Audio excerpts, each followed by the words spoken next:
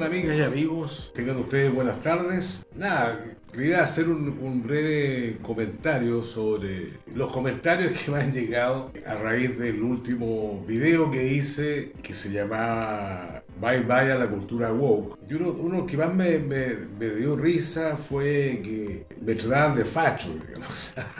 La verdad que nunca nada más alejado mi pensamiento, pero bueno. El video de hoy corresponde a un análisis que yo quiero hacer para entender un poco más dentro de este confuso mundo que estamos viviendo y que día a día se suceden las noticias, especialmente por las actividades y actitudes que ha tenido el nuevo presidente de Estados Unidos y que a muchos desconcierta y a otros seguramente les molesta. Tengo una amiga mía que no quiere ver mis programas cuando hablo de Trump, me dice que no voy a ver tus programas cuando hablas de Trump. Bueno, la entiendo también porque no le gusta Trump, pero digamos el nudo de este análisis va a ser para entender, digamos, el mundo actual, especialmente a un nivel geopolítico. Podríamos decir que hay que entender primero, digamos, la idea del nacionalismo. El nacionalismo como concepto, yo creo que tiene una larga data,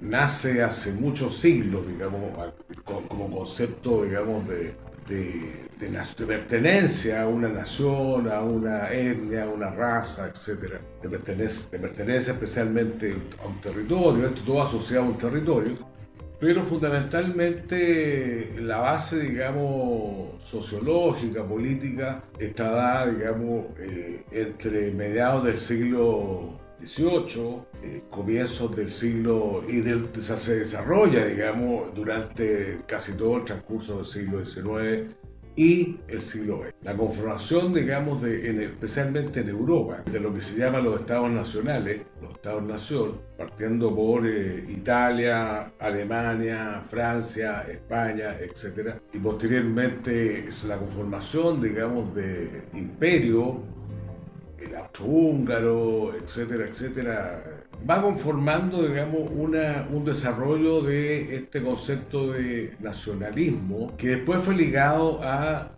movimientos nazi o nazifascista, como el movimiento nacionalsocialista alemán o el movimiento fascista italiano, etc. Pero nacionalismo, digamos, como tal, han existido siempre. Y no hay, la derecha, digamos, no se ha apropiado un poco, o la gente tiende a pensar de que los nacionalismos son todos, digamos, de derecha o de ultraderecha, lo que no es así. Uno podría decir, por ejemplo, que el presidente Allende en Chile fue nacionalista, y obviamente lo fue, nacionalizó la empresa minera del cobre que está en manos de Estados Unidos, de empresa norteamericana, y el presidente Allende nacionalizó en un acto que se considera un acto nacionalista. Por lo tanto, México ha tenido una postura nacionalista durante casi toda su historia republicana, podríamos decir. Aunque después se desvirtúa, digamos, con esta cosa rara que es el Partido Revolucionario Institucional, que es una contradicción, es un oxímoron, digamos, en sí mismo. La cuestión, ¿cómo puede ser revolucionario y a la vez puede ser institucional? Yo no me explico mucho eso. Bueno, yendo al meollo del asunto, para entender que yo creo que la geopolítica actual o la política internacional actual hay que tratarla desde el punto de vista de los nacionalismos que están surgiendo, especialmente en algunos países que hoy día conforman, digamos, las potencias mundiales. Hay una corriente nacionalista fuerte con la llegada de Trump al poder, que en su discurso inaugural lo que hace en primer lugar en su larga charla y discurso, al único presidente que nombra Donald Trump es el presidente John McKinley. ¿Quién es John McKinley? John McKinley fue un presidente que estuvo a cargo del gobierno de Estados Unidos entre 1897 y 1901, año en que muere asesinado por un supuestamente anarquista, y lo sucede ahí Theodore Roosevelt, que asume la continuidad, digamos, que era el vicepresidente y asume la presidencia en 1901. McKinley es un presidente nacionalista, era un presidente que estaba que la prioridad para él eran dos prioridades fundamentalmente, era el crecimiento económico de Estados Unidos y la expansión territorial. Un tercer elemento que McKinley asume es la aplicación de aranceles a todo el mundo que quiere importar mercadería a Estados Unidos, lo cual favoreció enormemente el crecimiento de Estados Unidos desde el punto de vista de su industria local, de su industria interna. McKinley, como les digo, tenía esos tres ejes de su gobierno, que era el crecimiento económico, aplicación de aranceles y expansión territorial. Durante el gobierno de este señor McKinley, Estados Unidos se anexiona, después de la guerra hispano-norteamericana, entre 1898 y 1899-1900, se anexiona Puerto Rico, se anexiona Filipinas, se anexiona Guam, que es una isla en el Pacífico estratégica que todavía hoy día mantiene Estados Unidos, en el Pacífico, se anexiona Hawái, se anexiona, digamos, bueno, le faltó tiempo para anexionarse a otros países, se anexiona Cuba, después con la guerra entre Estados Unidos y España, y claro, o sea, esa expansión territorial es la que alude, digamos, hoy día Donald Trump. Por eso que el único presidente no nombra, digamos, ni a Jefferson, ni a Washington, ni a Lincoln, solamente nombra a McKinley porque exactamente quiere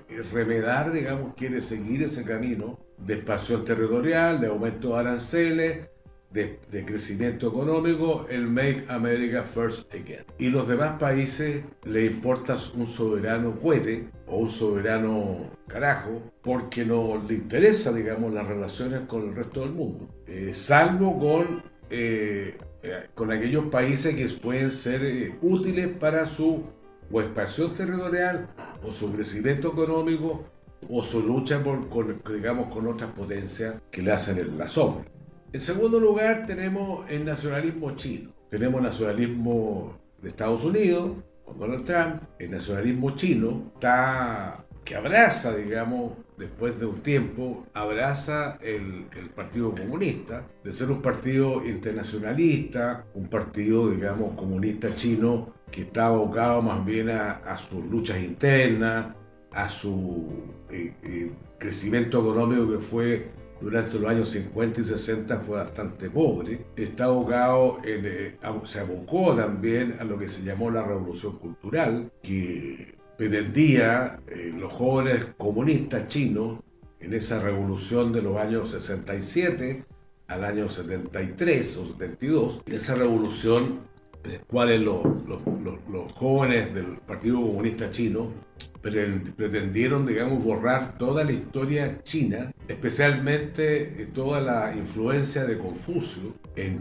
la historia, la filosofía china, la política china, el modo de ser chino. Y digamos, estos jóvenes revolucionarios, la Guardia Roja china, la Guardia Roja del Partido Comunista, pretendió borrar del mapa todo lo que fuera occidental y todo lo que fuera el pasado confucianista, confuciano, digamos, de China. Ahora, afortunadamente, el Partido Comunista Chino fue cambiando lentamente con la llegada de Deng Xiaoping, el año 1978, como ustedes sabrán, con su famosa frase de Deng Xiaoping: no importa el color del gato, lo único que importa no es el color del gato, sino que lo único que importa es que case ratón. ¿Qué quiere decir eso? Que no importa que nosotros seamos inflexibles y apliquemos la ortodoxia del Partido Comunista. No vamos a tener una economía comunista, no. Vamos a tener una economía capitalista de Estado. Y empecemos a trabajar en esa dirección, porque lo más importante es el crecimiento y el desarrollo de China. Y en esa política, en esa filosofía, no digamos que surge, porque el nacionalismo chino ha existido desde siempre. No es un nacionalismo imperialista, no es un nacionalismo expansionista, sino que más bien es un nacionalismo que busca de acuerdo a las ideas de Confucio, busca el bienestar, la cooperación, la empatía, la benevolencia, que tienen que tener gobernantes y gobernados, porque es una filosofía donde lo que la cooperación está presente en todos los ámbitos y la solidaridad está presente en todos los ámbitos. Es una filosofía, digamos, muy profunda, que enraizada en el alma china. Y hay que entenderlo independientemente del Partido Comunista. O sea, los comunistas ahora, hace 30 años, que empezaron, digamos, a incorporar esta filosofía, más bien que viene de hace 2500 años atrás, cuando nace Confucio, los años 500 antes de Cristo. Entonces, una filosofía que ha impregnado toda la historia, digamos, de China, prácticamente, esta filosofía, que es más bien una filosofía de la armonía, que del bienestar, de la comodidad, de la benevolencia, que obviamente que se ha cumplido, no se ha cumplido, muchas veces no se ha cumplido, la historia de China que es tan larga. Pero en todo caso, y esta idea también de la nominación, es decir, lo primero que hicieron los jóvenes comunistas de la joven Guardia Roja fue empezar a cambiar los nombres de las grandes avenidas o las ciudades, etcétera, etcétera, porque eran considerados nombres del pasado, nombres de Confucio, basado en la idea de Confucio. Confucio decía que al nominar una cosa cobraba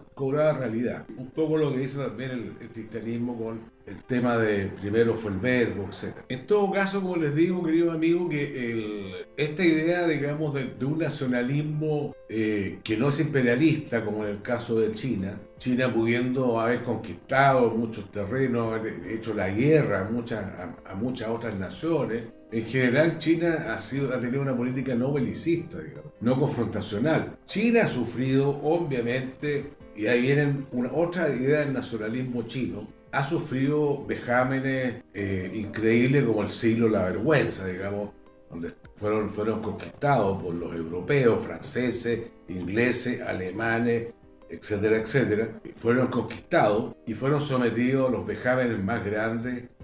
Yo me acuerdo que en Shanghái todavía hay un puente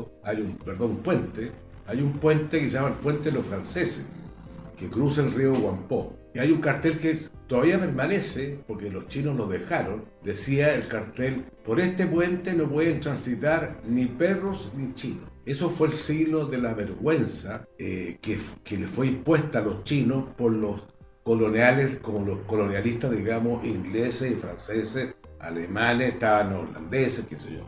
Fueron muy humillados. Y de ahí surge un sentimiento nacionalista a carta cabal, donde los chinos han prometido que jamás, nunca en la historia van a ser sometidos a una potencia extranjera. Llámelo soberanía, soberanista, nacionalista, etc. Antes de la Segunda Guerra Mundial, parte de China fue invadida por Japón y se produjo una guerra atroz, especialmente en el norte de China, toda la parte de Liaoning, la provincia de Liaoning, etc. Fueron conquistados por los japoneses, estuvieron ahí durante mucho tiempo, y después de la Segunda Guerra Mundial, bueno, a raíz de la derrota de Japón, fueron expulsados los japoneses de China, pero el recuerdo a los chinos todavía les queda. El recuerdo de la conquista japonesa de territorios chinos y la gran pelea que hubo, la gran guerra que hubo entre japoneses y chinos, el recuerdo todavía queda. Y por último, queridos amigos, para entender la tercera parte de este Juego de Tronos, esta Rusia, que también el sentimiento nacionalista ruso viene de hace muchos siglos, no es de ahora. O sea, el orgullo ruso, la madre Rusia, el origen de Rusia, el Rus de Kiev, que hoy día es Ucrania, se remonta hace 5 o 6 siglos, 7 siglos atrás. Y es un nacionalismo que los rusos llevan muy adentro de su alma, el alma rusa, que Dostoyevsky habla de ello, Tolstoy, etcétera, de todo este sentimiento ruso y de todo el pasado, digamos, glorioso que tuvo la madre Rusia con los continuos zares. Es una cuestión que también hay que entender. Los rusos actuales no reniegan de su pasado, más bien lo glorifican su pasado. O sea, ellos no son antizaristas, fueron obviamente que durante el periodo de la Unión Soviética, el periodo de los bolcheviques. Obviamente que fue un antizarista, porque representaba para ellos una dominación odiosa de una aristocracia que se dedicaba a explotar al pueblo, como ellos decían. Pero bueno, pero finalmente el zar Nicolás, Alejandro, qué sé yo, la zarina, etcétera, etcétera, el Pedro Grande, hoy día son reivindicados por los rusos. Hoy día les rinden honores a los rusos. La iglesia cristiana ortodoxa rusa también ha cultivado, en muchos sentidos, ese nacionalismo ruso. O sea, no se entiende, digamos, Rusia sin su pasado zarista, sin su pasado cristiano ortodoxo, y se entiende menos de la perspectiva, digamos, del periodo comunista de Rusia, de la Unión Soviética. Aunque también, si ustedes se fijan, el gobierno actual, el gobierno de Vladimir Putin, también reivindica, incluso el ejército reivindica mucho, especialmente la victoria de Rusia contra Alemania, que significó el fin de la Segunda Guerra Mundial. O sea, si ustedes comparan desechemos los mitos que hay sobre esto, la que ganó la Segunda Guerra Mundial contra Alemania fue Rusia. No fue Estados Unidos, ni Inglaterra, ni nada. Los Estados Unidos perdió 500.000 soldados, supuestamente, yo no sé si las cifras están bien, pero cerca de 500.000 soldados en la Segunda Guerra Mundial, en todos los frentes. Rusia perdió 20 millones de soldados. Las guerras más grandes que han habido en la historia de la humanidad se pelearon en la Operación Barbarroja, que fue la operación que lanzó Hitler contra Rusia al invadir Rusia. En el campo de batalla habían de repente 3 millones de alemanes y 3 millones de rusos. Esas eran las grandes guerras. No han existido otras guerras en el mundo hasta la fecha donde hayan peleado tanta cantidad de soldados de un lado y de otro. Entonces fue una victoria excepcional y que llevó a Alemania a la derrota. O sea, piensen ustedes que los primeros que llegaron a Berlín fueron los rusos, no fueron los Estados Unidos. No fueron los ingleses, no fueron los franceses, fueron los rusos. Llegaron a los alemanes a rendirse, a la rendición incondicional, como lo pidió el general Zhukov, el general del Ejército Rojo. Lo que pidió el general Zhukov fue la rendición incondicional de los alemanes, y tuvieron que firmar. Después llegaron los norteamericanos, los ingleses, se hicieron todas las películas que se han hecho, y no han medido en la cabeza que obviamente los que ganaron la Segunda Guerra Mundial fueron los norteamericanos, con el desembarco de Normandía y la batalla por Europa, etcétera, etcétera, cuando la guerra se estaba dando en el frente oriental. O sea, la guerra se dio en el frente ruso, con la invasión de Alemania, la operación Barbarroja, y después la derrota de los alemanes y la expulsión de los alemanes que salieron arrancando hasta llegar a Berlín, donde fue su último combate. Así es la historia, digamos. Yo no estoy inventando la historia, así es la historia. Entonces, queridos amigos, como yo les digo, hoy día el tema geopolítico está dado por 3 potencias cuya característica fundamental es el nacionalismo, la defensa a ultranza de los intereses nacionales, y no me importa, en el caso de Estados Unidos por lo menos, no le importa barrer con sus aliados naturales, que son los europeos.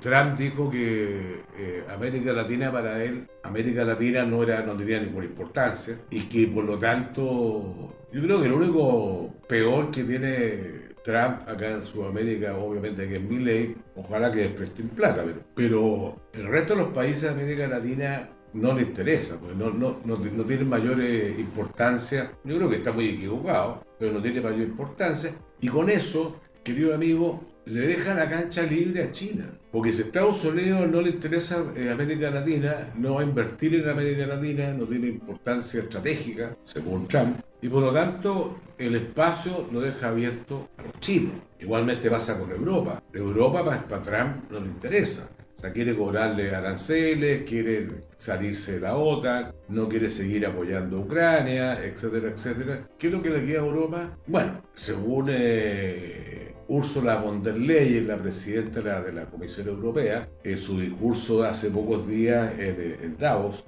lo que ella dijo fue como son los europeos durante los últimos años. No dijo nada. O sea, lo que ella postuló tímidamente que si Estados Unidos se ponía muy chúcaro, ellos podían mirar hacia el oriente, hacia China. Obviamente que Europa y China comparten los mismos intereses, los mismos ideales desde el punto de vista de la economía verde. Cosa que Trump no, por ningún motivo le gusta la economía verde, no le gusta la agenda verde, y por lo tanto, digamos, China en ese sentido es está mucho más cerca de los países europeos y todo lo que es la lucha contra el cambio climático, que Trump definitivamente lo primero que hace es salirse del Acuerdo de París, que es el acuerdo que suscriben casi todos los países del mundo para combatir el cambio climático. Lo primero que hace Trump es decir, ya no, me salgo del Club de París y no subsidio el Club de París. Se salió la OMS, dejó de subsidiar la OMS, o sea, un tipo que no está a favor del globalismo, sino que está más bien a favor de, como dice el lema de él, Make America First Again, y que hagamos de América, Estados Unidos, el país más grande del mundo, la primera potencia. Llegamos a una nueva era, se inaugura una nueva era para Estados Unidos, donde todos vamos a ser felices y vamos a comer perdices. Bueno, queridos amigos, ese fue el comentario de hoy, y si les gustó, ojalá mándenme un like y suscríbanse al canal. Nos vemos la próxima semana.